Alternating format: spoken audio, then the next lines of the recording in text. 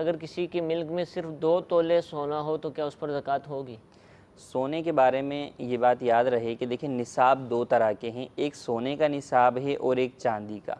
और जो चांदी का निसाब है आजकल वही निसाब करेंसी का भी है, प्राइस बॉन्ड का भी वही निसाब है, माल तिजारत का भी वही निसाब है।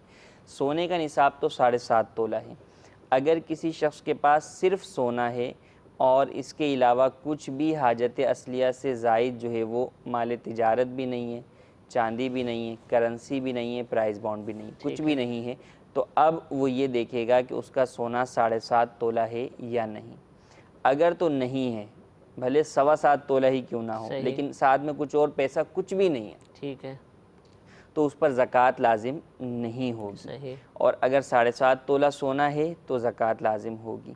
लेकिन अगर सोना 1 तोला है, 2 तोला है, उसके साथ जो है वो कुछ चांदी है या कुछ पैसा है, और अमूमन होता है कुछ ना कुछ पैसा, ठीक है। ऐसा बहुत ही मुश्किल जो है वो सूरत हाल सामने आती है कि सोने के अलावा कोई और माल ना हो, तो अमूमन होता है। तो जब होता है साथ में उसके कोई दूसरा माल, तो इस वक्त जो चांदी की कीमत है 52.5 तोला चांदी की, वो 33,600 के करीब है बाबुल मदीना में, और सोने की 1 तोला की कीमत 40 से जो है वो ऊपर है। ठीक है।